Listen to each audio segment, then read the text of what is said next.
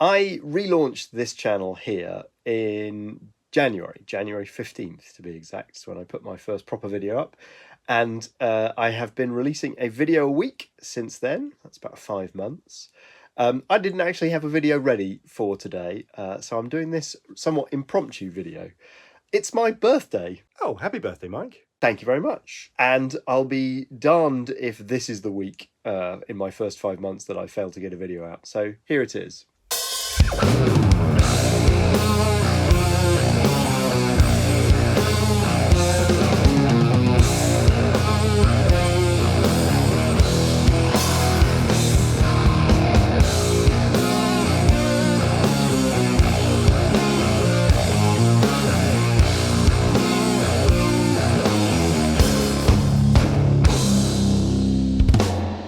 I thought I might take this opportunity just to reflect a little bit on whether I am sticking to my guns in terms of the principles that I set out for myself when I started this experiment 5 months ago.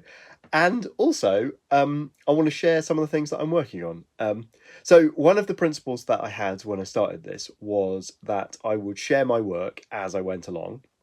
Rather than holding back things secretly, I would share them early, share them often, share them in whatever ghastly, half-cooked up state they were in.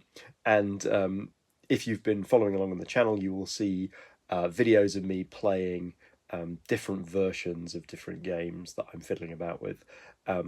And they're not sort of demo games because the game might have changed completely by the time it comes out. They are just behind the scenes views of where those games currently are. The reason I made that principle is that I am of the belief that holding things back for a big splashy release isn't going to be as effective for me as just letting people know what I'm working on and building kind of awareness and excitement slowly and through word of mouth.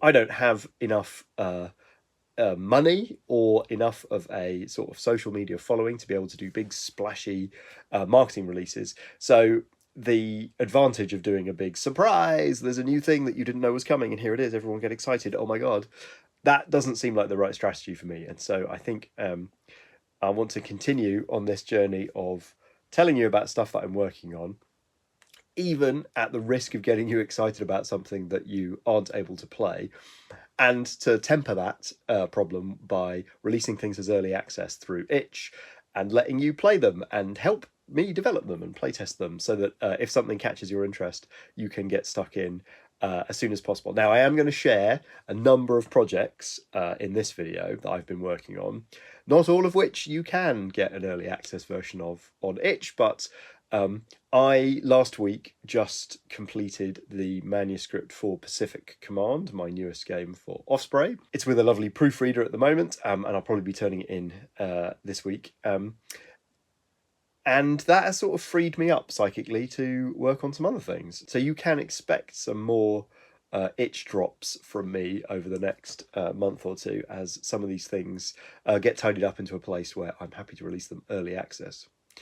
And ultimately, the other part of what I was hoping to do was to release things myself and put them out either as PDFs or print on demand or Kickstarter print runs if there's enough interest. And so part of releasing things early is to learn whether people are excited about them and whether it's worth putting the time and energy into making them into proper physical products that I get either printed as books or made into box sets.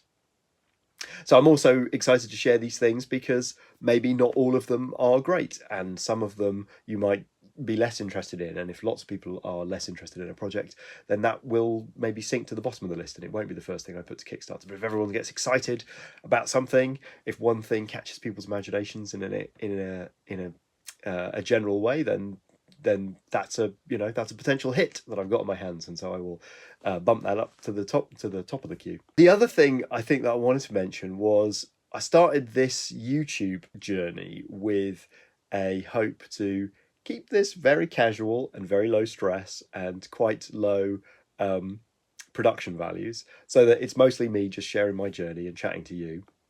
And I had a couple of videos recently. Well, I had one particular video that was the flip through video for the Hobgoblin rulebook, which surprisingly did about 10 times, more than 10 times better than my videos normally do. So I normally get about 300 views on a video. Hello, all of you lovely people. But obviously the new rulebook was of interest, and it was around UKGE, and it just won an award. So that got nearly 4,000 views when I checked last. And that, I think, had the slightly maybe perverse effect of making me think, ooh, I did a video that had nearly 4,000 views. That's good. How can I make another one of those? And started thinking about how I might make more content that would attract that many views. And that, I think, is an unhealthy way for me to think right now, because getting loads of views on YouTube is not my core activity right now. My core activity is making incredible boutique miniature games for the discerning wargamer, and to focus really my energies on that. And this is just a way for me to keep the community abreast of what I'm working on, and also as a way to force myself to kind of confront what I'm working on, give myself an excuse to work on things and share them, and yeah, just like keep it light and keep it fun. So that's what I'm doing here, and that's why I'm blabbing ad lib to you as per usual, without too much structure or pre-planning. So let me get to the meat of this discussion, which is I want to share with you a stack of things that I've got on my table here, which are all the projects that I am currently working on. And I want to tell you what kind of state they're in and why I'm excited about them. And I will, I think, go fairly quickly through these, because there are 8 or 9 to cover here. And some of them I've talked about before, some of them are on itch, and some of them are completely new, and I'm excited to tell you about. So let us begin. So first, a couple of things that you may know about already, but I'm excited about and I want to make sure you know about. So the first is this one. This is Rotvärlden, Realms of Carnage. Now this is currently available to download in alpha from itch. It is a fantasy warband game. I almost said skirmish game, but it's a little bit bigger than a skirmish game. So it's a game where you have a central wizard who has lots of power and lots of capability to take lots of activations, and a warband full of less capable but more numerous models of various classes. And there are a number of game modes in this. There is a sort of tower defense game mode like in Mystic Skies, but there are a couple of other game modes which are I don't know, a little bit video gamey in the way that they force you to dance around. One of the important things with this is that you don't deploy all your models at the start of the game. You kind of summon a good chunk of them in. So it's not quite like A Billion Suns and Mystic Skies where you start with almost nothing. You do start with some, and it's not like Mystic Skies and A Billion Suns insofar as you do have a list, you have a sideboard of models that you've pre-purchased, and then the question is when and where do you bring those models in. The wizard that leads your army has a school of spells, and that's where a lot of the difference and flexibility and sort of various play styles comes from. So this is in alpha because I think the engine is really nice. I think the initial scenarios are really fun. I think there's a lot of potential depth that could be baked into the spell system, and potentially more rules for units. But I think that the game is got enough complexity around the movement and positioning of the pieces and the spells that maybe this game has everything it needs to be an awesome game. So go check out Rotvärlden on itch. That one's really good, and you can play it right now. You can also play right now Flagstone, which is my Chess 28 game. So this game is both a fantasy skirmish game played on a chessboard, but also the first implementation of my Chess 28 system, which is a kind of rule system that I suspect I'm going to be able to adapt to many other themes and many other kinds of miniatures on a chessboard, because of the way that it provides a sort of system for building, for defining movement and attack patterns with regards to a grid, which I'm quite pleased with. This game is in alpha because the system is good and functioning well. There are a couple of scenarios. It has a way for you to build models and point them up, but it doesn't have a faction system or a campaign system, both of which I think it probably needs. I am looking forward to getting back to this and developing it further, but you can pick it up on itch at the moment. That's Flagstone. So this next one I have mentioned a few times on the channel, but I haven't released yet because it is something that is just hasn't made it to the top of the pile yet, and that is the Incunabula. Now, this is a true miniatures agnostic, small model count skirmish game. This one's a tricky one for me because I want to release a skirmish game, but everyone and their dog has released a skirmish game, and so it's really important to me that when I release a skirmish game, that this has got a real Mike Hutchinson flavour all over it, and it is both innovative and elegant and exciting. And so this game is approaching that, but I'm holding this one back from putting it onto alpha because I'm kind of precious about it, and I think this one's going to be lovely. It is inspired by Inquisitor and by Malifaux and media like Doctor Who and Doctor Strange and video games like Bayonetta, and I've got a lot of exciting ideas and I haven't quite made them work, but I think that when they all click together, this very narrative but very tactical and tight card driven skirmish game, I think is going to be very, very exciting. Miniature agnostic, obviously, and I've got so many ideas and I haven't had a chance to really nail them all down. So at some point, the muse will take me and I will get the Incunabula into a situation where I can get a playtest version out on itch.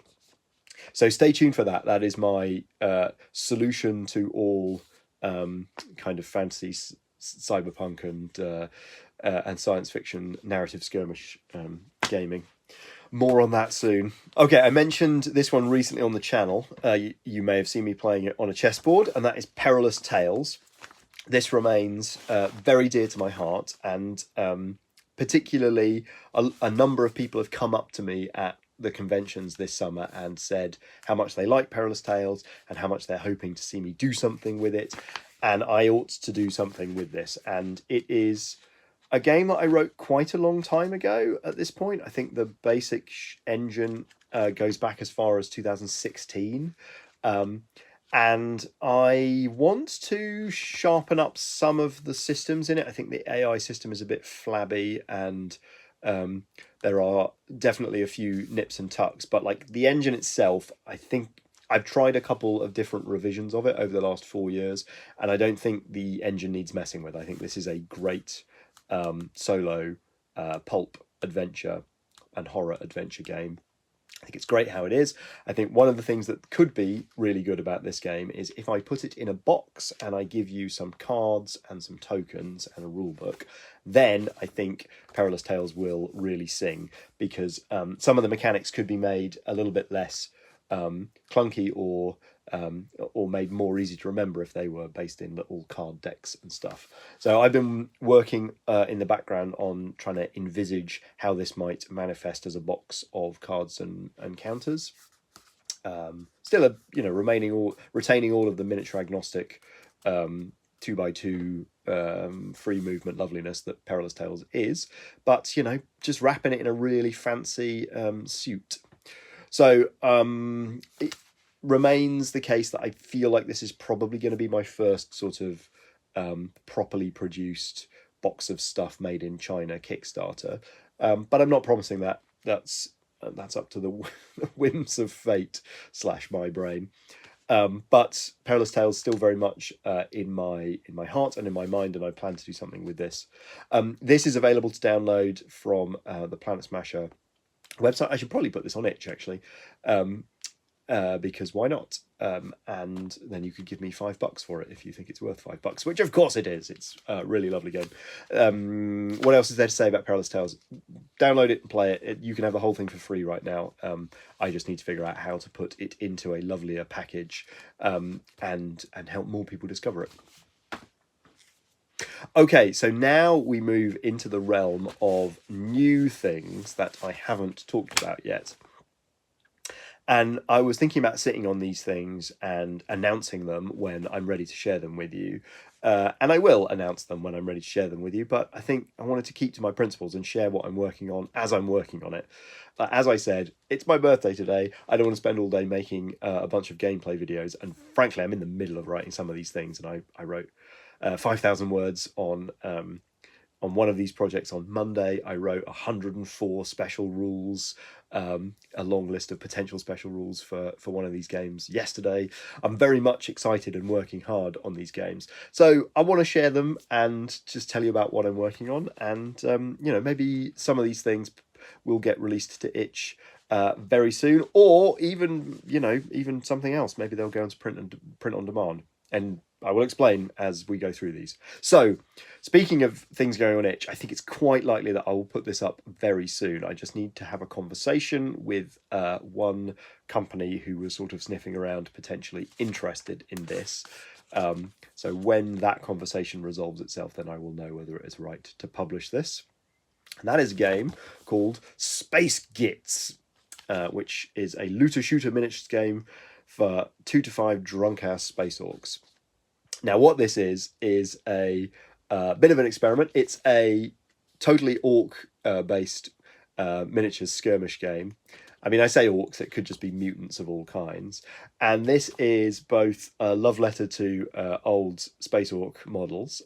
My friend Rufus gave me a care package of 80s 40k orcs that he'd been hoarding for many decades, and he found them recently and said to himself, I'm probably not going to paint these and get enough pleasure out of them. I wonder if one of my friends will get more pleasure, and I have been enjoying painting them thoroughly. So I got inspired to write this, which is an experiment to see whether dexterity mechanics, dice dexterity mechanics, are as fun in a miniature skirmish game as I always imagine that they will be. And so this game has a couple of ludicrous mechanics. So when you move a model, you do so by rolling 3d6 into the play area, and then you get to move the rolled number of inches towards that dice, and you just choose which of the 3 dice to do in which order, and that's how you sort of stagger around. You shoot each other with a similar method, which is you roll some dice into the play area, hopefully near or behind the target, and then you essentially draw a line from the shooting model to one of those dice, and that's where the shot goes. So you're sort of randomly firing. So there's a sort of skill element, and there isn't any the way that damage works is each time you take a point of damage, each time you activate, you have to put a little d6 next to your model. It's called taking a swig, and you make a little tower of d6s next to the model as they activate, like this. And if they get shot, that adds more. Each damage point adds another d6 to your tottering tower of d6s, and so when you move the model around, you have to move the tower of d6 at the same time. And if the tower tumbles, then the model falls down. And if a model falls down, it can't get up again unless a friend comes and helps it up. It's a sort of down but not out mechanic. So with 5 or 6 orcs aside, you're basically shooting each other until, or fighting each other until the tower of dice are too difficult to manage, and you topple over. And that's fine if there's still a couple of friends to hoik you up, but not if there isn't. The fight system is still flip-flopping around, but I think I've got a functioning version of the fight system, which is basically a rock, scissors, paper throw. So you and the opposing player throw rock, paper, scissors, and it's either swipe, shove, or stab. And those things, stab does damage, swipe nicks loot tokens off the other player, and shove forces the other guy to move his model 3 inches, which, if he's got lots of dice in his little dice tower, may cause him to fall over. And it's predominantly a game of looting. So you scatter loot tokens into the area. You are invited to beat each other up, but that is all in the aim. That's all in the name of looting the most stuff, and it will have a sort of advancement system, a little campaign system Yeah, so I think this is going to remain a sort of micro game. I'm going to try and keep this one to 16 pages, maybe 32 at the outset, and release it as a little micro game. Yeah, so that's Space Gits. Ridiculous. I think the plan with that is I'll probably put it out on itch in an alpha form, but I'm waiting on artwork and some miniatures to be included in the photographs, and then I will make something more lovely out of it. Okay, there are 3 more things that I want to talk about.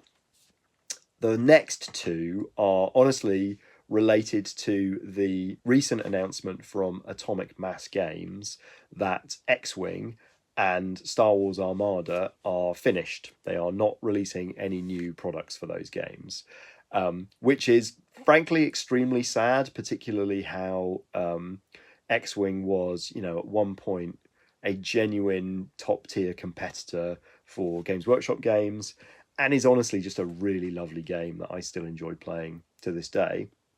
X-Wing is obviously a massive inspiration for Gaslands in some of its mechanics, and in a strange way, Star Wars Armada was actually quite an inspiration for A Billion Suns, because I didn't really like Star Wars Armada as a game. I thought it was too lumbering, too complex, too fiddly, too detailed. Now, all of those things, those are personal preference, not a criticism of the game inherently. Just it wasn't the game I was hoping it was going to be, and that energy transferred into starting to write a spaceship game, and that starting to write a spaceship game transitioned into A Billion Suns, and then A Billion Suns grew its own bizarre life, and it turned into something kind of insane that I never envisaged.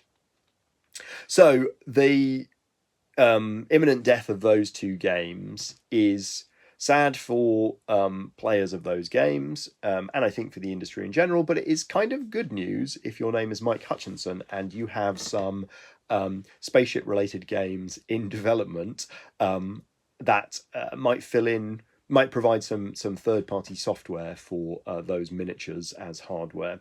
And so that has, I think, definitely caught my imagination, and I have pivoted my attention onto a couple of projects that are directly related to those games and those model lines. So the first one is A Billion Suns Domination, which is what it's currently called. I wrote a expansion for A Billion Suns a couple of years ago called Warzone. And that was because initially originally in the rulebook for A Billion Suns, I posited that there would be 3 contract sets, 3 sets of missions, 3 ways to play the game, and that would be the core systems contract that's in the rulebook, which is the sort of general economic and sort of almost like urban kind of missions. There would be the war zone, which would be the big fighting missions, and there would be fringe, which would be the pirates and scavengers and smugglers kind of a thing. And Warzone I released a couple of years ago, as I said, and it was an attempt to make a bigger battle game out of the Billion Suns engine. But I wanted to retain some of the things that make A Billion Suns A Billion Suns. In particular, I wanted to keep some of the you don't build a list before the game, and you have an economic subsystem where you buy ships in. And partly that's because I didn't want to make a straight up naval fleets battle in space game, because Armada existed and Drop Fleet Commander existed, and people still play Battlefleet Gothic. And I just thought that competing in that space felt, I don't know, like I didn't want to compete in that space. I wanted to find a new kind of game and make something different and new.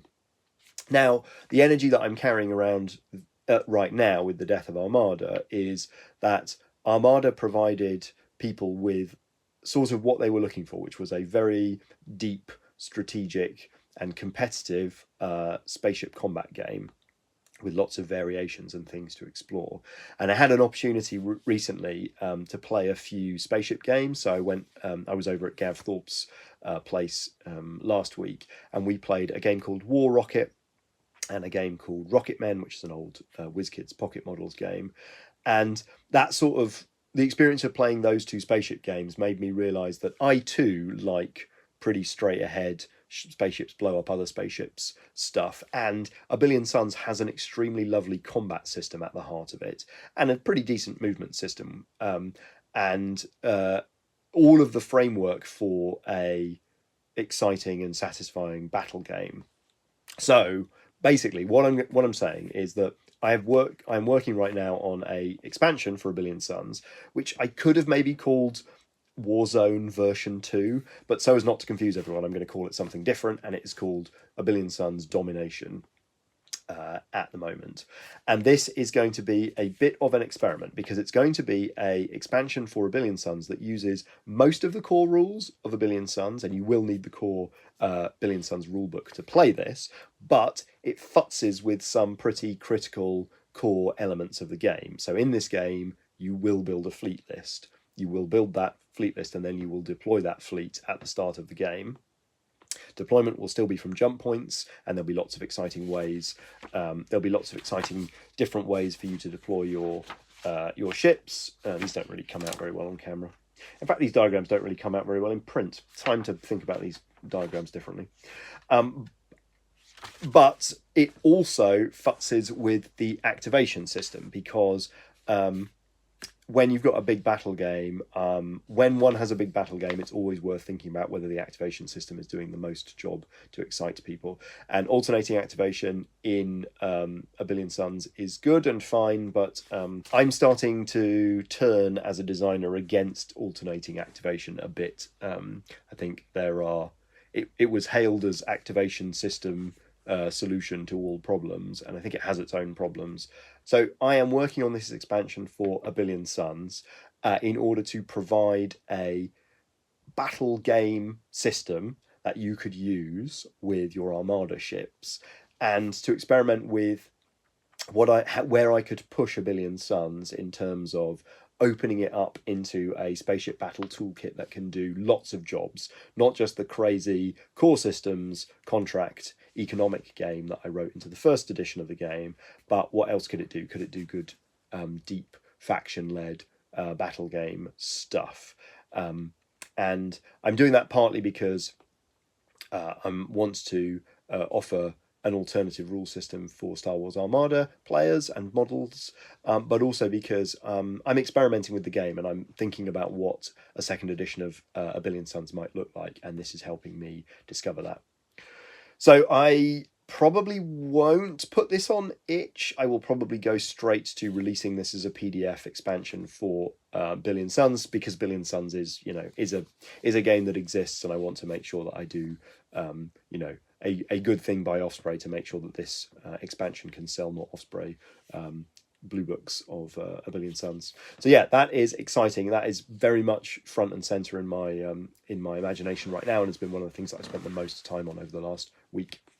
So that is A Billion Suns Domination. So that was Star Wars Armada. Mike's answer to Star Wars Armada. What is Mike's answer to X-Wing? It's fun because I'd avoided making a Gaslands in Space for a while, because Gaslands in Space, it's kind of X-Wing. So what I've been working on for a long time in secret is this thing, which is called Junkspace. And Junkspace is, what if Gaslands, X-Wing, and Frostgrave had a baby?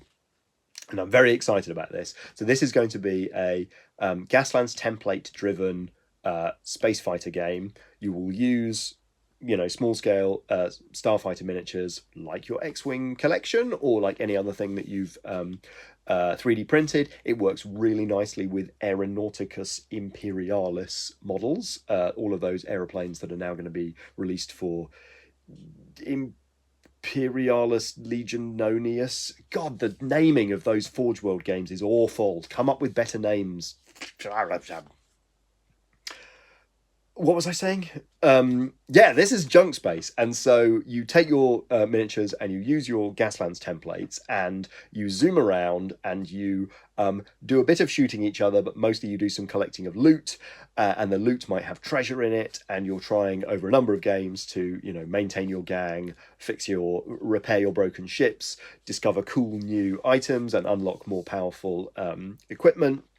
Get experience, your fighters, your pilots will get more skills, and they will learn to work together better. So this is miniature agnostic, obviously. So there are classes of spaceships, and there are different pilot types, and pilots can have perks and skills, and ships can have weapons and upgrades. And yes, so I'm really excited about Junkspace. This one probably will go on itch as a alpha release soon-ish, once I've got the basics of the campaign system working. I think the core system is working really nicely. This one is actually a little bit borrowed from, where is it? So this one and this one, Junkspace and Incunabula, share some mechanical heritage. There is a initiative and sort of action programming system that I'm using in Junkspace, which uses a deck of cards, and I'm also using those deck of cards for the combat resolution. So this is actually not going to be dice driven, it's going to be card driven. But I think that's going to be awesome, and I think you're going to like it. So this is, I think, something I'm going to rush out fairly quickly, because this is my what should you do with your X-Wing collection. And the thing is, I've been working on this for ages, because there's lots of people who have X-Wing collections in their cupboards that never made the transition to second edition, and a miniature agnostic kind of campaign focused sort of Necromunda in space, but with Gaslands templates, is, you know, something that I think a lot of lapsed X-Wing players could be interested in. So I think this is potentially an excellent project for me, and I will release it in alpha and see what the appetite is. But obviously I love Perilous Tales, but if this was to catch fire, like, this would also make a lot of sense to be put out in a box set that I produce myself, having tokens and templates and upgrade cards and ship cards and whatnot. Like, that could be really cool, and asteroid tokens and so forth. So that is Junkspace. More on that as soon as I can get the alpha version finished and up on itch, and I will definitely shoot a video of me playing this soon to share with you. That's Junkspace. All right, I know this is turning out to be quite a long video.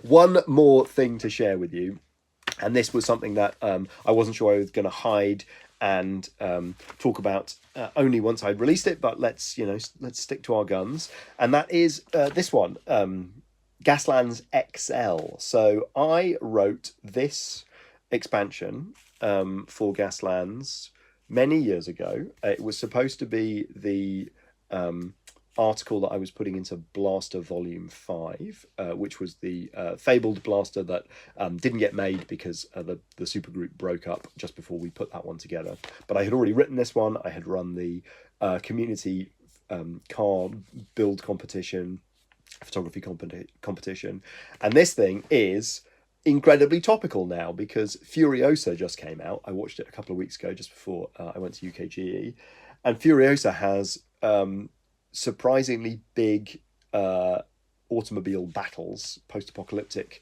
kind of war, of wheeled warfare, and that is what Gaslands XL is. This is a attempted answer to the question, can we play Gaslands with 15 cars aside? Can we have big wasteland battles? And I originally wrote this coming out of lockdown, because a lot of people had made cars during lockdown but not had a chance to play games, and so I got the sensation that there was perhaps more Gaslands cars than people could play with, and I wanted to give them a way to play it. It didn't work out at that point, and then it was going to be in Blaster, and it didn't work out at that point, and I really wish that I'd been a bit more on it, and if I had been able to release this like the weekend that Furiosa came out, I think I would have been a smarter and more clever person. But I didn't do that, and so I have this, and I have the photographs for it, and it needs to get laid out. So I'm not going to release this, probably not going to release this as an alpha version on itch. I'm going to go straight to a nice laid out version of this as a Gaslands expansion, with photographs and full color and stuff. I think if it's potentially possible, if I lay it out in the right way, that this could go to print on demand. I would like it to be available physically, but of course I could also release this via Kickstarter and try and get, if I could get 1,000 people to be interested in Gaslands XL, for example, then I could do a really nice colour print run through an actual book manufacturer. So yeah, that's Gaslands XL. It is a way of playing big battle games with lots of cars.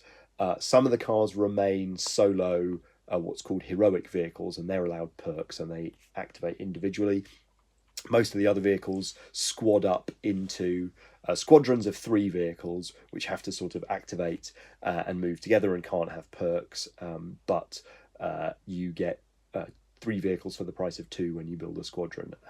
So it is incentivized to build lots of squadrons. So it's sort of like, it's kind of inspired by almost Man of War. Like Man of War, you have big capital ships, and then you have ships of the line in squadrons of 3, and that's kind of the same thing that's going on here.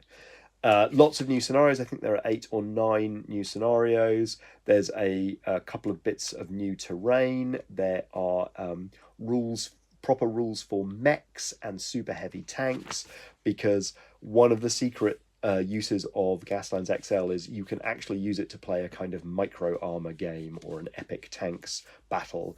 It's quite fun for that. That's one of the ways that I play tested it, is with tiny 6 and 10 mil tanks. So yeah, I'm really excited about Gaslands XL. I need to shoot some videos to show you how it works, and I need to prioritize laying it out.